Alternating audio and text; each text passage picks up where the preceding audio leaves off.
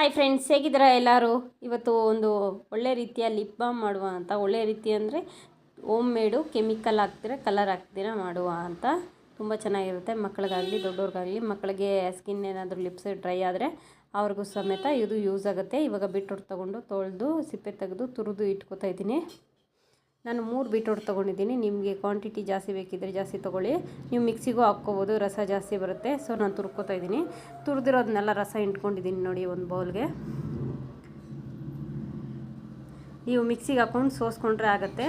ನಾನೀಗ ರಸ ಎಲ್ಲ ಇಂಟ್ಕೊಂಡಿದ್ದಾದಮೇಲೆ ಒಂದು ಕಪ್ಪಷ್ಟು ರಸ ಬಂದಿದೆ, ಅದನ್ನ ಸೋಸ್ಕೋತಾ ಇದ್ದೀನಿ. ಮಿಕ್ಸಿಗೆ ಹಾಕ್ಕೊಂಡ್ರೆ ನಿಮಗೆ ಇದನ್ನ ಪಲ್ಯ ಮಾಡ್ಕೊಳಕ್ಕಾಗಲ್ಲ ಬೀಟ್ರೂಟ್ನ. ಸೊ ತುರ್ಕೊಂಡ್ರೆ ಪಲ್ಯ ಕೂಡ ಮಾಡ್ಕೋಬೋದು. ನೋಡಿದ್ರಲ್ಲ, ನಾನೆಲ್ಲ ಸೋಸ್ಕೊಂಡು ಬೌಲಲ್ಲಿ ಇಟ್ಕೊಂಡಿದ್ದೀನಿ. ಇದನ್ನು ಕಾಯಕ್ಕೆ ಇಟ್ಕೊಳ್ಳೋಣ. ಚೆನ್ನಾಗಿ ಕುದಿ ಬರಬೇಕು. ಕುದಿ ಬಂದಿದ ತಕ್ಷಣ ಒಂದು ಮುಚ್ಚಲಾದಷ್ಟು coconut oil, pure coconut oil ಆಗಬೇಕು. ಇಲ್ಲಾಂದರೆ ನಿಮ್ಮ ಹತ್ರ ಕೋಕೋನಟ್ ಆಯಿಲ್ ಇಲ್ಲ ಅನ್ನೋರು ತುಪ್ಪನೂ ಬಳಸ್ಕೋಬೋದು. ಮತ್ತು ವಿಟಮಿನ್ ಇ ಕ್ಯಾಪ್ಸೂಲ್ಸ್ ಕೂಡ ಎರಡನ್ನ ತಣ್ಣಗಾದ್ಮೇಲೆ ಒಂದು ಈ ಥರ ಒಂದು ಬಾಕ್ಸ್ಗೆ ಡಬ್ಬಿಗೆ ಹಾಕ್ಕೊಂಡು, ಚಿಕ್ಕ ಡಬ್ಬಿಗೆ ಈ ವಿಟಮಿನ್ ಇ ಕ್ಯಾಪ್ಸೂಲ್ಸ್ ಬೇಕಾದರೂ ಎರಡನ್ನು ಉಪಯೋಗಿಸ್ಕೋಬೋದು. ತುಂಬ ಒಳ್ಳೆಯದಾಗ್ತದೆ.